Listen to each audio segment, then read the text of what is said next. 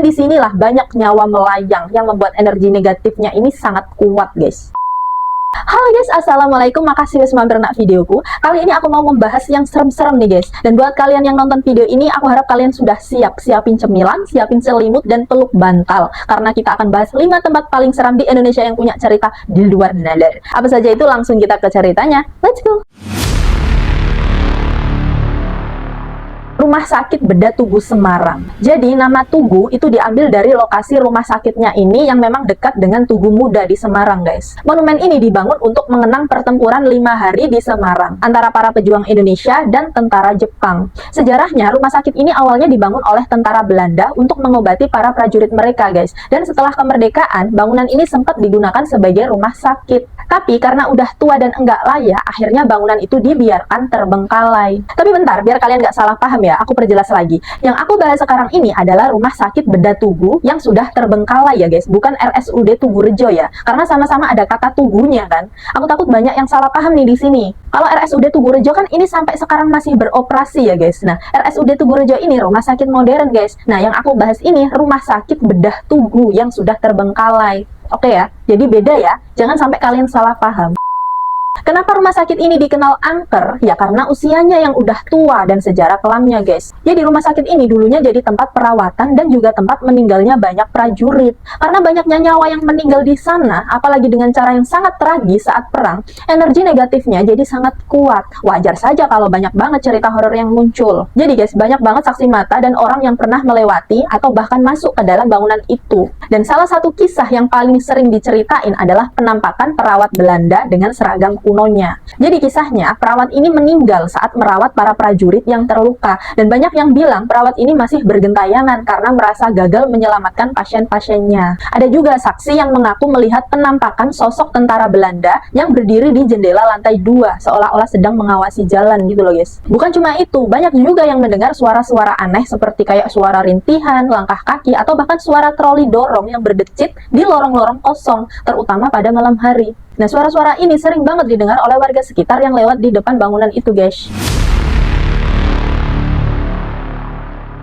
Tempat horor yang kedua yaitu Lawang Sewu. Nama bangunan ini diambil dari bahasa Jawa guys. Lawang artinya pintu dan sewu ini artinya 1000. Jadi Lawang Sewu artinya 1000 pintu. Tapi aslinya sebenarnya katanya nggak nyampe 1000 pintunya guys. Cuma 984 gitu katanya. Bangunan ini bukan cuma punya arsitektur yang megah, tapi juga menyimpan banyak cerita yang bikin merinding. Jadi Lawang Sewu ini awalnya dibangun oleh perusahaan kereta api Belanda. Tapi pada saat masa pendudukan Jepang, bangunan ini berubah fungsi total. Tentara Jepang menjadikannya sebagai markas dan juga penjara. Banyak banget tahanan waktu itu, baik dari Belanda maupun pejuang Indonesia. Nah, yang disiksa di sini sampai meninggal, guys. Ruangan-ruangan di bawah tanah atau yang sering disebut penjara bawah tanah ini menjadi saksi bisu kekejaman itu. Dan disinilah banyak nyawa melayang yang membuat energi negatifnya ini sangat kuat, guys. Banyak banget orang yang datang ke Lawang Sewu, baik wisatawan maupun paranormal.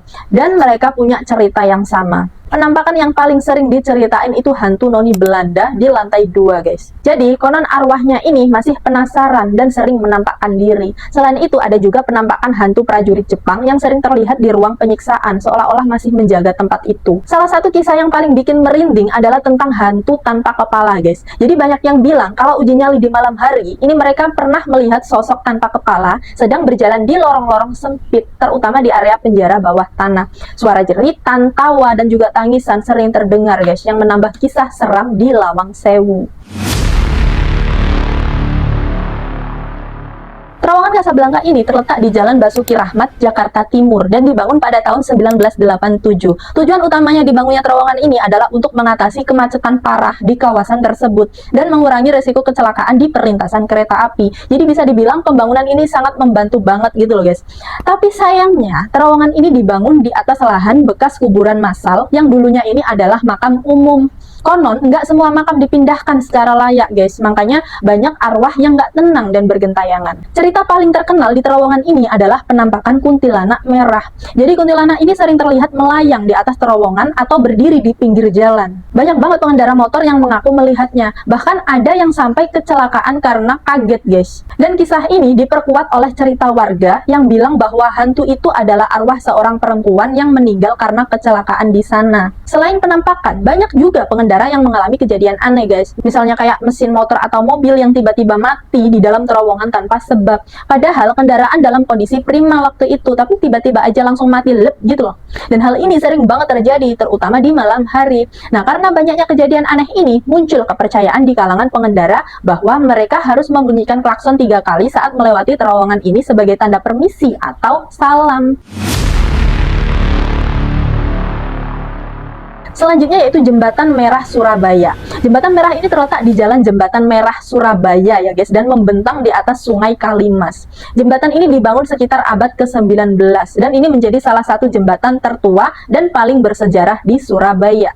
Nama Jembatan Merah sendiri ini punya 2 versi guys. Jadi versi pertama dinamakan Jembatan Merah ini karena catnya yang memang berwarna merah guys. Dan versi kedua kenapa dinamakan Jembatan Merah ini karena jembatan ini menjadi saksi pertempuran dahsyat antara pejuang Indonesia dan tentara Inggris yang dikenal sebagai Pertempuran Surabaya guys. Banyak darah tumpah di sini sampai-sampai di sungai bawahnya ini berubah menjadi merah.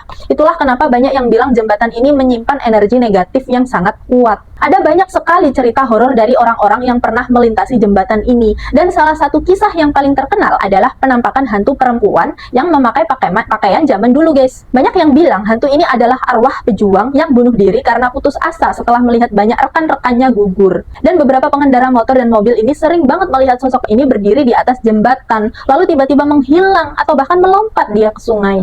Pengalaman horor lainnya yang sering diceritakan adalah penciuman aroma aneh guys. Jadi beberapa orang yang lewat di malam hari ini mengaku mencium bau amis dan bau darah yang sangat kuat. Seolah-olah pertempuran di masa lalu ini masih terjadi guys. Bahkan ada juga yang mendengar suara rintihan, tangisan, atau jeritan dari bawah jembatan. Katanya gitu guys. Kisah lain yang tak kalah seram, ada beberapa warga sekitar sering melihat penampakan hantu kepala buntung yang berjalan di atas jembatan. Penampakan ini konon adalah arwah para pejuang yang tewas karena bom atau tembakan di kepala. Pulau Onrus yang terletak di Teluk Jakarta, Kepulauan Seribu. Secara geografis, pulau ini tidak terlalu jauh dari Jakarta, yang menjadikannya mudah dijangkau. Dan nama Onrus sendiri ini adalah warisan dari penjajah Belanda, yang berarti tidak tenang. Artinya Onrus ini tidak tenang guys. Dan nama ini diberikan bukan tanpa alasan guys. Jadi sejak zaman VOC, pulau ini itu sudah digunakan sebagai pusat logistik, galangan kapal, dan gudang penyimpanan rempah-rempah yang berharga. Kesibukan dan hiruk-pikuk di pulau inilah yang membuat Belanda menamainya Onrus. Artinya tadi kan tidak tenang gitu guys. Nah, kisah Onrus ini yang sebenarnya tidak hanya soal kesibukan, tapi juga penderitaan. Pada abad ke-18, pulau ini menjadi pusat karantina untuk jemaah haji yang baru pulang dari Mekah. Tujuannya yaitu untuk memastikan mereka tidak membawa penyakit menular. Namun, seiring berjalannya waktu nih guys, pulau ini berubah menjadi tempat karantina yang lebih menyeramkan. Ketika epidemi penyakit seperti kolera dan lepra yang menyebar, Pulau Onrus ini dijadikan tempat isolasi. Ribuan orang termasuk anak-anak dibawa ke sini guys, dan banyak dari mereka yang meninggal karena penyakit tersebut. Bayangkan, mereka yang sakit ini terpisah dari keluarga dan meninggal di pulau ini dan dimakamkan begitu saja. Saking banyaknya yang meninggal, akhirnya kuburan massal dibuat di pulau ini guys. Inilah yang membuat energi di pulau ini sangat kuat. Makanya nggak heran kalau ada yang bilang di Pulau Onrus ini kita bisa mendengar suara rintihan, tangisan, dan bahkan bisikan yang terbawa angin, seolah-olah arwah-arwah di sana ini masih belum bisa tenang gitu loh guys. Guys, di antara reruntuhan bangunan tua di Pulau Onrus ini, ada satu kisah yang paling sering diceritain, yaitu misteri hantu noni Belanda. Jadi kisah ini tuh berpusat pada sebuah bangunan bekas rumah yang kini tinggal puing-puingnya guys. Jadi konon, dulu di sana tinggal sepasang kekasih Belanda. Jadi sang laki-laki ini seorang pelaut. Dia harus meninggalkan tunangannya untuk berlayar. Kemudian, perempuan itu yang biasa dipanggil Maria ini berjanji akan setia menunggu di pulau itu sampai tunangannya kembali. Namun, hari berganti minggu, minggu berganti bulan, tapi tunangannya ini tak kunjung datang guys. Maria akhirnya meninggal karena sakit, namun arwahnya nggak bisa tenang karena dia meninggal dalam keadaan sedang menanti tunangannya itu. Pengunjung dan penjaga pulau ini sering melihat penampakan hantu Maria yang mengenakan gaun putih kuno, berdiri di jendela atau melayang di sekitar reruntuhan rumahnya. Kadang dia terlihat menatap ke arah laut seolah-olah masih menunggu tunangannya kembali. Ada juga kisah dari seorang fotografer yang sengaja datang ke pulau ini untuk hunting foto landscape di sore hari guys. Nah, saat sedang mengambil gambar di sekitar reruntuhan bangunan nih, fotografer ini merasa kayak ada hawa dingin yang tiba-tiba datang, dan saat dia melihat ke arah kamera, dia melihat sosok perempuan berbaju putih dengan gaun kuno berdiri di salah satu jendela. Nah, karena penasaran kan, akhirnya fotografer itu mencoba mengarahkan kameranya lagi ke jendela itu. Tapi sosok itu udah nggak ada, guys. Dan saat dia pulang dan melihat hasil fotonya tadi, ada satu foto yang menangkap siluet samar-samar sosok perempuan itu di jendela. Wajahnya pucat dan matanya terlihat kosong. Dia merasa entah kenapa ya sosok ini seperti sedang menunggu seseorang gitu loh.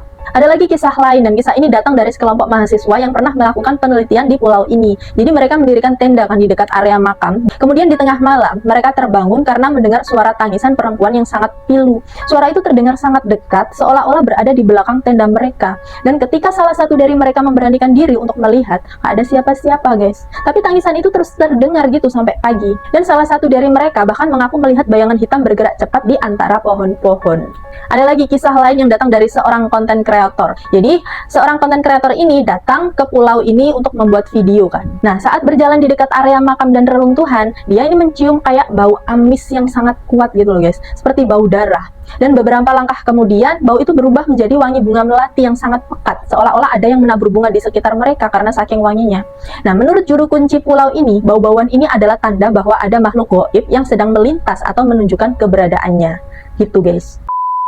Oke guys, itu tadi adalah kisah nyata dari orang-orang yang pernah datang ke Pulau Onrus ini, dan juga kisah-kisah dari 5 tempat yang diklaim sebagai tempat horor yang ada di Indonesia. Aku nggak bisa memastikan tentang kebenaran adanya cerita horor ini, karena ini adalah cerita yang sering banget diceritakan dari mulut ke mulut. Dan di sini aku gabungin segala cerita yang sudah beredar untuk dikemas sebagai informasi buat kalian para penonton setia Hororita. Dan terima kasih ya guys sudah nonton video ini sampai akhir. Jangan lupa klik like, subscribe, dan nyalakan lonceng notifikasi agar tidak ketinggalan cerita-cerita seru lainnya dari aku.